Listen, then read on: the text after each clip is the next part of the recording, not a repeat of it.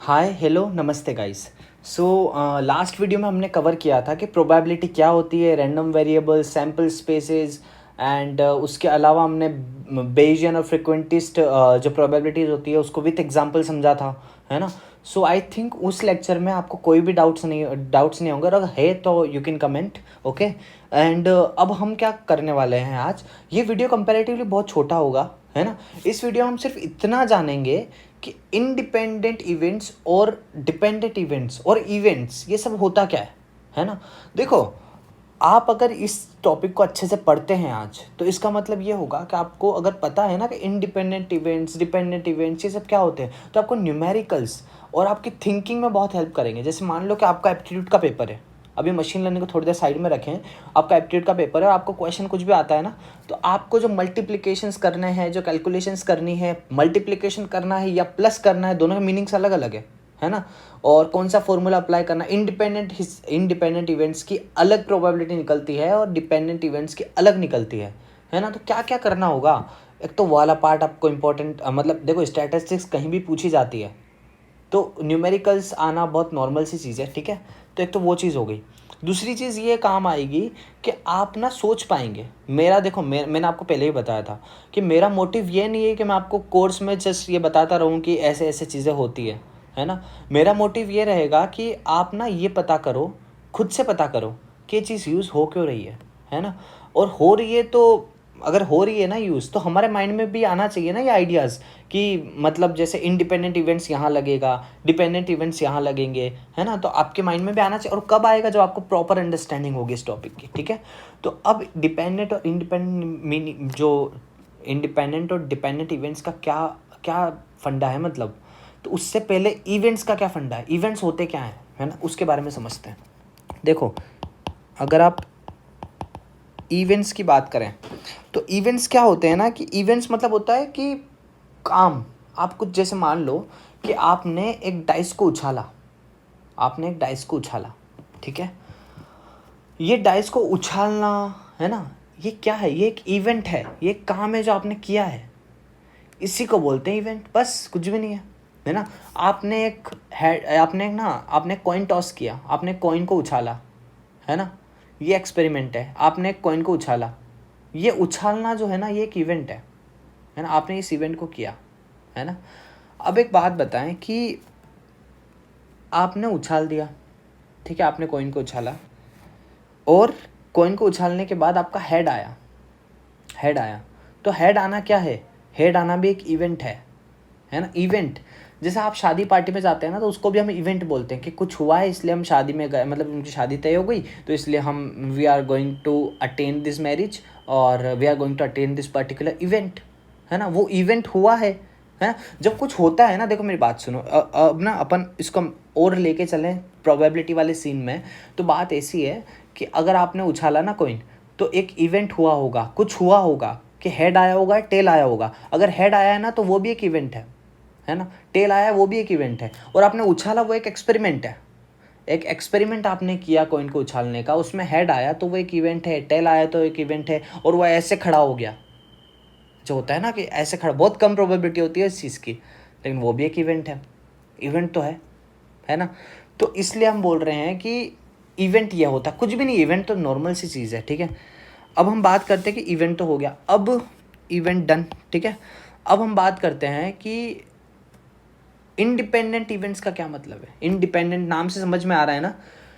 देखो, मैं अगर दो डाइस को थ्रो करता हूँ, तो उन दोनों के बीच में कोई कनेक्शन है क्या, कि फर्स्ट डाइस में 6 आ रहा है तो सेकंड में भी 6 आना चाहिए, सेकंड में 3 आना चाहिए। ये दोनों एक दूसरे से अफेक्ट नहीं हो रहे ना। इन दोनों के रिजल्ट, किसी भी एक्सपेरिमेंट, कोई भी दो एक्सपेरिमेंट में साथ में कर रहा हूँ, उन दोनों के रिजल्ट एक दूसरे को अफेक्ट नहीं कर रहे हैं ना, तो दोनों जो इवेंट हुए हैं वो इंडिपेंडेंट हुए हैं, बिल्कुल अलग अलग। उनके रिजल्ट में कोई संबंध है ही नहीं। They are not related in any of the way, ठीक है। तो ये जो चीज़ होती है ना, ये जो इवेंट्स मैंने किए हैं, दो इवेंट्स अलग अलग, और उनके बीच में कोई कनेक्शन नहीं है, रिजल्ट का कोई कनेक्शन नहीं है ना, तो वो होते हैं इंडिपेंडेंट इवेंट्स। एग्जाम्पल लेते हैं, एक बैग है, वही 3 हमारी ग्रीन बॉल आ गई है, ये 3 ग्रीन बॉल है और 2 हमारे पास रेड बॉल है। मैंने इसमें से एक बॉल पिक की, एक बॉल मैंने पिक की, और वो कौन सी पिक होगी, आप कहेंगे कि वो ग्रीन पिक होगी, क्योंकि ग्रीन जो है वो नंबर ऑफ ज़्यादा बॉल्स है, लेकिन अनसर्टेनिटी फैक्टर भी तो होता है, तो रेड भी पिक हो सकती है ना। कनेक्ट हो रहा है ना लास्ट वीडियो से, यही बातें हमने वहाँ की थी, है ना। अब मैं आपको पूछूं कि इसमें डिपेंडेंट इवेंट का क्या मतलब है। अगर मैंने इसके अंदर से एक बॉल निकाली जो ग्रीन बॉल आई, है ना, आउट ऑफ 5 बॉल्स, है ना, green ball I out of 5 balls, तो प्रोबेबिलिटी ऑफ ग्रीन बॉल आ गई। तो ये जो इवेंट मैंने किया ना ग्रीन बॉल निकालने का, ये इवेंट एक इंडिपेंडेंट इवेंट था। इसमें मैंने ग्रीन बॉल निकाली, इसमें कोई मेरे को अफेक्ट कर रहा है क्या पहले का रिजल्ट? नहीं कर रहा, है ना। लेकिन अगर मैं इस ग्रीन बॉल को निकाल दी तो अब क्या सिचुएशन रही है बैक की? अब सिचुएशन कुछ ऐसी है, ये बॉल तो यहाँ आ गई, एक बॉल निकल के, अब मैं वापस से ग्रीन बॉल निकालने का ट्राई कर रहा हूँ, है ना। तो देखो अब क्या हुआ होगा ना, देखो 5 बॉल में से ग्रीन बॉल निकाली थी, तो किसी भी एक्सपेरिमेंट का रिजल्ट मेरे ग्रीन बॉल निकालने को अफेक्ट नहीं कर रहा था। लेकिन अब यहाँ आप देखोगे ना अच्छे से, तो पहला जो ग्रीन बॉल निकालने का जो असर था कि मैंने एक ग्रीन बॉल बाहर निकाल के रख ली, उसने मेरे सैंपल स्पेस को, मतलब उसने मेरे एक्सपेरिमेंट को ही चेंज कर दिया। अब मैं जो ग्रीन बॉल निकालूंगा ना, वो 4 बॉल में से ग्रीन बॉल निकालूंगा, 4 बॉल में से एक ग्रीन बॉल निकालूंगा, समझ रहे हो? 4 बॉल में से मैं ग्रीन बॉल निकालूंगा, तो 2 बॉल मेरे पास ग्रीन बची होगी, उसमें से 4 बॉल में से मैंने 2 बॉल मेरे पास ग्रीन बची होगी, ये मेरा प्रोबेबिलिटी ऑफ ग्रीन आएगी।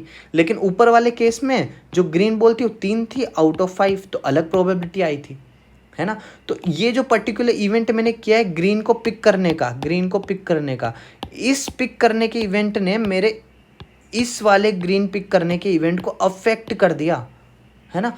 अगर मैं कुछ ऐसा करता कि ये ना 3 ग्रीन बॉल थी और 2 रेड बॉल थी, अगर मैं यहाँ से ग्रीन बॉल पिक करता जैसा कि मैंने पहले किया, ये एक इंडिपेंडेंट इवेंट है, मेरा कोई भी एक्सपेरिमेंट का रिजल्ट मेरे को ग्रीन बॉल निकालने से अफेक्ट नहीं कर रहा, तो यहाँ पे 3 ग्रीन बॉल्स में से, मतलब 5 बॉल में से टोटल 3 ग्रीन बॉल निकालने की प्रोबेबिलिटी 3/5 हो गई, सिंपल है ना। लेकिन अब ये बॉल तो आ गई होगी यहाँ पे, अब पिछले केस में मैंने इस बॉल को बाहर ही रखा था और देन मैंने सेकंड इवेंट परफॉर्म कर दिया था, वापस से ग्रीन निकालने का इवेंट। लेकिन अब मैं ऐसा नहीं करूँगा, अब मैं इस बॉल को वापस से एक दूसरी ग्रीन बॉल मेरे पास आइडेंटिकल पड़ी है, उससे मैंने रिप्लेस कर दिया, देखो, है ना। तो जो स्पेस थी वो अब वापस से ऐसी हो गई कि 3 ग्रीन बॉल बन गई और 2 रेड बॉल बन गई। अब मैं इसमें से ग्रीन बॉल निकालूंगा तो अगेन प्रोबेबिलिटी विल बी 3.5। तो इस पर्टिकुलर पिक एक्सपेरिमेंट की वजह से मेरा ये वाला जो पिक था ये अफेक्ट हुआ ही नहीं ना अफेक्ट। तो ये एक इंडिपेंडेंट इवेंट्स होंगे, बस यही समझना था, इंडिपेंडेंट इवेंट्स होंगे, ये इंडिपेंडेंट हो गए। और जो मैंने ऊपर बॉल वापस से रखी नहीं थी ना, देखो इसमें मैंने यहाँ पे बॉल निकाल ली थी ग्रीन बॉल, और अब जो सेकंड वाला इवेंट मैंने किया उसको इस पर्टिकुलर ग्रीन पिक करने वाले इवेंट ने अफेक्ट किया और मेरी प्रोबेबिलिटी सिर्फ 2/4 आई, और ऊपर तो मेरी प्रोबेबिलिटी 3/5 आ रही थी। तो इस पिक की वजह से मेरी ये प्रोबेबिलिटी अफेक्ट हो गई, तो मेरी प्रोबेबिलिटी चेंज हो गई, है ना। तो देखो ये जो इवेंट था, ये वाला इवेंट, ये जो मैंने दूसरी बार निकालने का ट्राई किया, ये था एक डिपेंडेंट इवेंट। क्यों बोल रहा हूँ मैं इसको डिपेंडेंट इवेंट? इसलिए बोल रहा हूँ क्योंकि ये बॉल ग्रीन होगी या नहीं होगी। देखो मैंने सबसे फर्स्ट टाइम, देखो इसको और अच्छे से अगर एक बार और समझें, तो मैंने जो फर्स्ट टाइम बॉल पिक की है वो ग्रीन होगी या रेड होगी। अगर वो ग्रीन हुई तो मेरी अगेन मैं ग्रीन निकालने का ट्राई कर रहा हूँ ना, तो अगेन मैं ग्रीन निकालने का ट्राई कर, अगर वो ग्रीन हुई तो मेरी ग्रीन निकालने की प्रोबेबिलिटी यहाँ 2/4 होगी, जैसा कि हमने लास्ट केस में देखा था, है ना। अगर वो रेड हुई तो मेरी ग्रीन निकालने की नीचे प्रोबेबिलिटी बनेगी, अगर वो रेड हुई तो मेरे नीचे ग्रीन निकालने की प्रोबेबिलिटी बनेगी, वो क्या बनेगी? वो सिंपली बनेगी 3/4। देखो ये एक ऊपर वाला इवेंट इस नीचे वाले इवेंट को अफेक्ट कर रहा है, तो इसका रिजल्ट जो है ना, इसका रिजल्ट ग्रीन आ रही है, रेड आ रही है, इसका रिजल्ट जो है वो नीचे की प्रोबेबिलिटीज़ को अफेक्ट कर रहा है। तो अब मैं क्या बोलूँगा? अब मैं सिंपल सा ये बोलूँगा कि ये जो इवेंट मैं बाद में करने वाला हूँ ये डिपेंडेंट इवेंट है। किसके ऊपर डिपेंडेंट है, ये ऊपर वाले इवेंट के ऊपर डिपेंड कर रहा है, तो ये डिपेंडेंट इवेंट हो गया। और ये जो मैंने किया था ये इंडिपेंडेंट इवेंट हो गया था, क्योंकि मैंने बोल तो वापस रख दी थी, तो पूरा जो केस था वो एज इट इज़ जो शुरू में था वैसा के वैसे ही हो गया, है ना, वैसा के वैसे ही हो गया, चीज़ें क्लियर हो गई, है ना। तो ये डिपेंडेंट इवेंट और इंडिपेंडेंट इवेंट यही होते हैं, बस इतना सा टॉपिक था। और इसको इतना वजन देके समझाने का जो मेन मोटो है वो ये है कि ये टॉपिक ना आपको एक अंडरस्टैंडिंग देगा प्रोबेबिलिटी में, कि अगर हम सक्सेसिव वर्क कर रहे हैं कि ये पहले हो गया अब हम नेक्स्ट कर रहे हैं, अगर ऐसा कुछ वर्क कर रहे हैं ना, तो ये बहुत ज़रूरी है समझना। अगर आप बात करते हैं ना, एक बहुत प्यारी एल्गोरिदम है, बहुत अच्छी एल्गोरिदम है जिसका नाम है नेव बायस, है। नेव बायस देखो, मैं आपको मशीन लर्निंग में आप क्या करना चाहते, थोड़ा सा मैं टेस्ट देना चाहता हूँ इस चीज़ का। आप मशीन लर्निंग में क्या करना चाहते हो, एक्स वाई जेड आपके पास है और आपको ये आउटपुट वाला वेरिएबल प्रिडिक्ट करना है ना। अब ये एक्स वाई जेड की जो वैल्यूज़ हैं, जैसे मान लो, चलो ठीक है 3 वेरिएबल नहीं लेते हैं अपन, एक्स लेते हैं और यहाँ पे जस्ट आउटपुट लेते हैं यहाँ पे 1 2 3 4, है ना। और आउटपुट जो बनेगा वो बनेगा 5 6 7 एंड 8, ये 6 है, सॉरी, ठीक है, sorry for the hand writing, okay, ठीक है। तो ये हमारे केसेस हैं। एक्स की वैल्यू 1 है तो ये 5 है, एक्स की वैल्यू 2 है तो ये 6 है, एक्स की वैल्यू 3 है तो ये 7 है, एक्स की वैल्यू 4 है तो आउटपुट 8 है। तो कहीं ना कहीं आउटपुट मेरा इनपुट वेरिएबल पे डिपेंड कर रहा है, ये तो सिंपल सी चीज़ है ना। तो कुछ एक्सपेरिमेंट पहले हुआ होगा, है ना। तो एक्स कुछ ना कुछ इनपुट आया होगा, एक्स होने के बाद, एक्स वाला काम होने के बाद ये आउटपुट की वैल्यू क्या होगी ये हम प्रिडिक्ट करना चाहते हैं। तो मैं क्या बोलूँगा, अगर मेरे को आउटपुट लिखना है तो मैं क्या लिखूँगा कि प्रोबेबिलिटी ऑफ, देखो यहाँ पे अगर ये डिस्क्रीट, मतलब ये अगर ना रिग्रेशन प्रॉब्लम नहीं होती, ये क्लासिफिकेशन प्रॉब्लम होती यस और नो की, यस नो। तो देखो इससे समझना ज़्यादा इजी रहेगा, हम अभी इससे समझते हैं, है ना। देखो नेव बायस इसी पे क्लासिफिकेशन पे ही चलती है ज़्यादा, तो हाँ ठीक है, हम इस पे समझते हैं। तो अब मान लो कि x की वैल्यू 1 है तो जो आउटपुट होगा वो डिफरेंट होगा, x की वैल्यू 2 है तो जो आउटपुट होगा वो डिफरेंट होगा, उसकी प्रोबेबिलिटी जो होगी वो डिफरेंट होगी, है ना। यस आने की प्रोबेबिलिटी अलग होगी, नो आने की अलग होगी, ठीक है। तो अगर ये 1 है तो यस आने की प्रोबेबिलिटी क्या होगी, ये एक केस बनता है कि भाई प्रोबेबिलिटी जो है वो प्रोबेबिलिटी ऑफ कमिंग 1, सॉरी अभी शायद मैंने उल्टा लिख दिया, sorry for that particular part. और अगर हम ना वापस देखें इस चीज़ को, थोड़ा उल्टा लिख दिया था, probability of yes if 1 is coming, ठीक है। Probability of getting yes in the output variable if 1 is the value of x, okay. Probability of coming no when the input variable is 2, the value of x is 2, so what is the probability of no, it can give me the output. So these particular things can give me the probability of output, and what we want particularly, हम output ही तो predict करना चाहते हैं, तो ये हमारी help करेगा। अब ये एज इट इज़ हेल्प नहीं करता, पहले हम ना इसकी सुपरवाइज लर्निंग में बहुत सारी मतलब वैल्यूज़ निकाल के रखते हैं और फिर ये हमारी हेल्प करता है ना। तो अभी ये एज इट इज़ वर्क नहीं करता, मैं आपको सिर्फ एक टेस्ट देना चाह रहा हूँ कि ऐसे प्रोबेबिलिटी यूज़ होगा, है ना। तो देखो यहाँ पे ना आउटपुट वेरिएबल लिखेंगे कि प्रोबेबिलिटी ऑफ आउटपुट कैलकुलेट करो, गिवन क्या गिवन है कि इतनी सारी प्रोबेबिलिटी ऑफ इनपुट्स हमको दी हुई है, x1 x2 x3 कुछ भी हो सकता है ना।